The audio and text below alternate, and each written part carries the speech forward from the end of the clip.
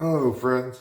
My name is host Eric. I'm the host of Talking with Defensible, and the guy about to do a quick uploaded typology video. I've taken some notes. We got the introduction.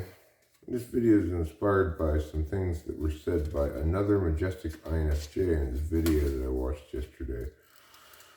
He discussed the three object problem in astrophysics, which basically says, if we're trying to see how the Earth orbits around the Sun, the math of dealing with the various gravitational interactions between these two bodies is fairly straightforward. You add a third body in the mix, and you get, all of a sudden, an exponentially more complicated problem, right?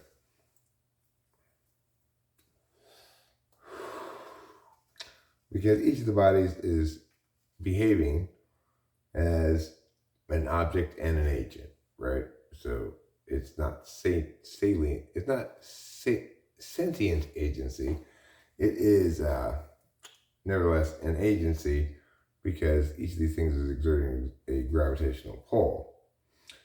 But each of the things is an object of those gravitational pulls as well. So it's subjects and objects, you could say, but in one sense, they're agents because they take independent action. Physics versus psychology. Celestial bodies are agents without attention or will, obviously. And people express both attention and will as the means of their agency. So the problem here isn't one really equivalent to a three-body problem in the sense that understanding personality doesn't become more complicated the more people an individual interacts with. But there is an equivalent to which I will get to. In the status quo with typology, we have got the same fundamental, flawed understanding of the world that everybody has because of grammar, namely that subject and object are the two perspectives. This is a false predicate. And it leads to this horrible notion of information metabolism, which has infected typology. I want to talk about a phenomenon called the Donos Phenomenon. Donos has probably heard that information metabolizes via attention. This is not the case. But he's trying to collapse cognitive functions into everything can be converted into a way of assigning salience. Well, the problem with this is, of course, that it's only the case if you're receiving information, potentially getting information, that you metabolize it at all, let alone determine salience, which we'll call relevance, okay? NI, interpreted intuition, is the function that determines relevance of things. Not every other kind of function can be converted into a relevance calculus because they're doing different things. The word metabolize is already problematic. It means to convert or render something useful into some other useful thing, right? But when we engage with information, whether we receive it, get it, create it, experience it by interface,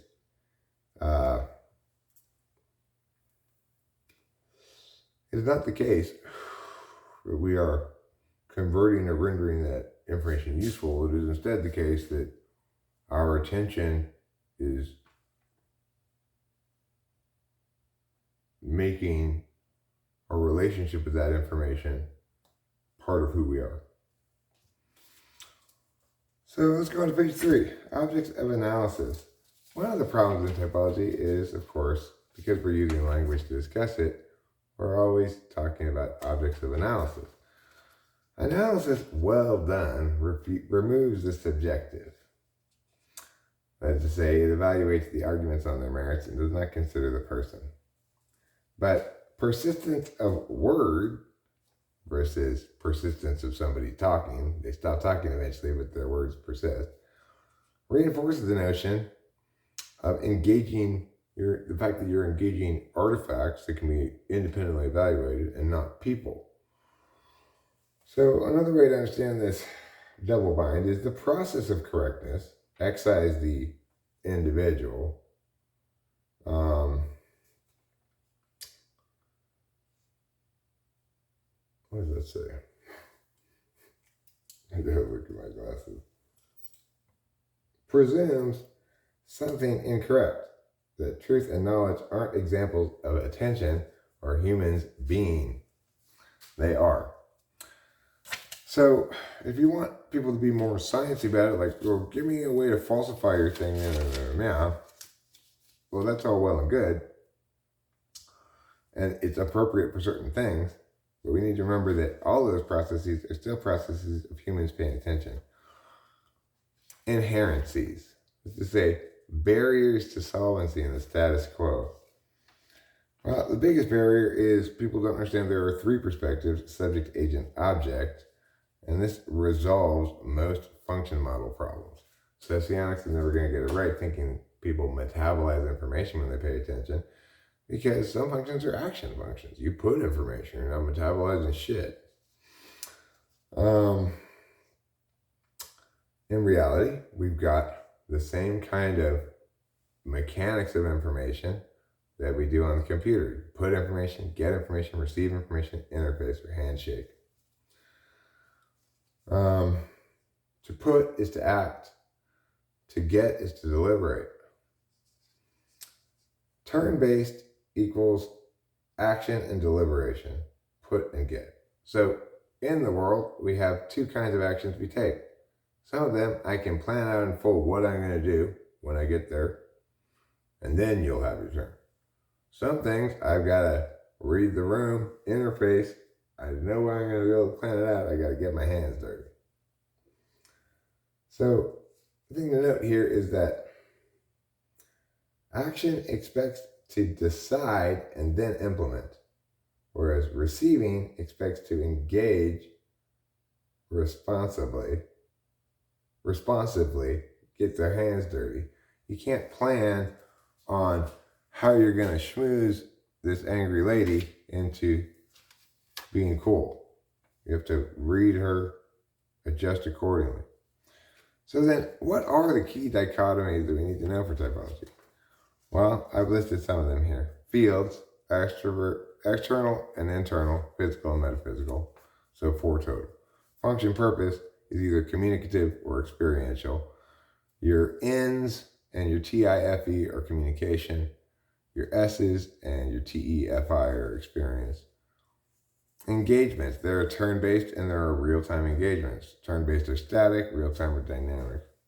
If I go into court, I file my brief, he reads it, then gives me a response. That's turn-based. If I'm trying to impress a judge on The Voice, that's interface.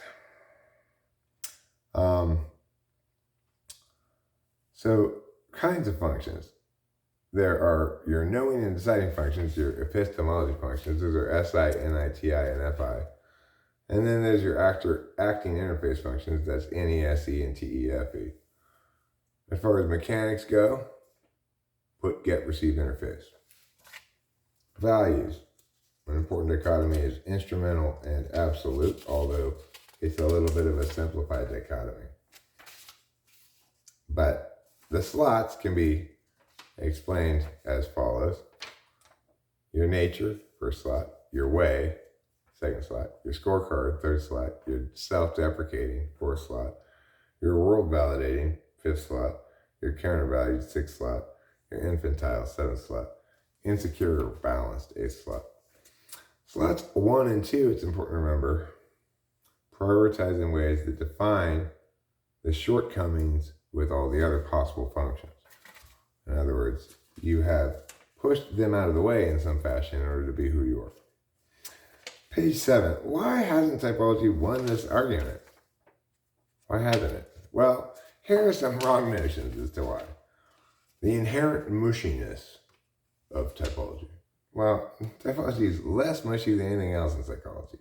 Consciousness, which is to say, open system consciousness, people who can learn and adjust, makes all psychology mushy or pointless. Typology is the least mushy and the only thing that's not pointless, except for certain kinds of abnormal psych. You might say, what's the difficulty of the thing that causes it to not be adopted? No. People can affirm things they don't understand all the time. People believe in evolution, they have no fucking idea what they're believing in. So that's not it. Absence of a correct explanation, that's not it. You're getting the correct explanation right now. The actual reasons why typology doesn't win the argument. Well, a lot of intuitives are involved in talking about it, and they trust what? Their own intuition and ideas over listening to me. Censors, they want it to already be resolved in full, and they want an expert organization like MBTI to be in charge of it, and that's that. Actual reasons continued. Expectations. People come into typology not finding it legitimate at all for obvious reasons. What you find when you get to typology, mishmash of different explanations, etc. No consensus about any definitions, conflicting absent explanations, no useful definitions, little interest or ability to evaluate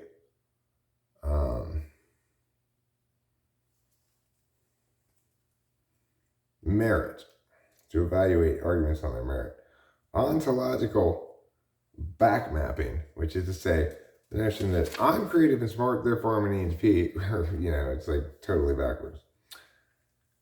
Cognitive function is seen as self-help, seen as purpose of is self-help, not a natural consequence. It is true that for certain types who metacognate well, cognitive functions are extremely good at self-help, but it's a natural consequence of it, not something you can seek or attain by it as a purpose of it. And then other actual reasons why typology doesn't win the argument. Holistic versus parsed. Most people in typology resist meaningful typology or defensible typology because they fetishize their intuition.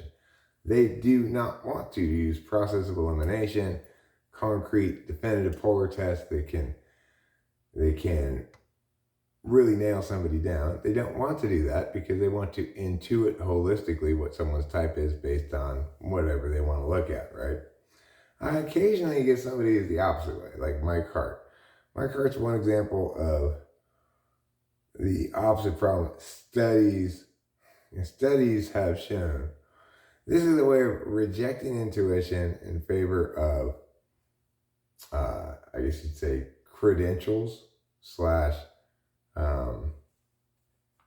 what I put here is methodology theater.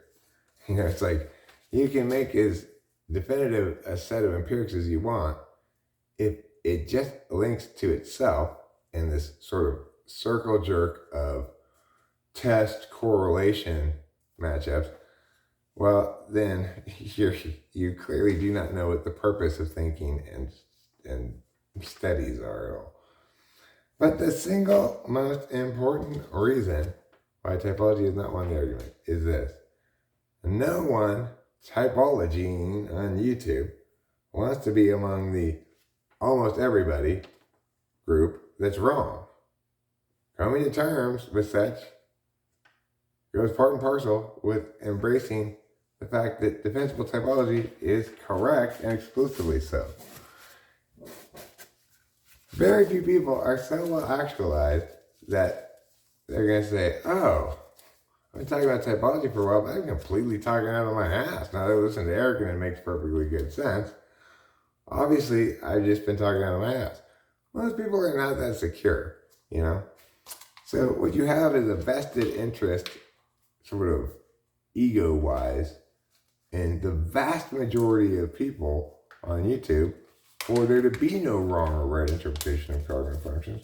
Because if there is, they're wrong and Eric's right. And I have learned the one thing that people hate hearing more than anything else is that I am exclusively correct. They might be okay hearing it from somebody else, but when I say it, they just froth at the mouth and want to stab me in the head. Anyway, thanks for watching. Don't forget to eat plenty of cheese.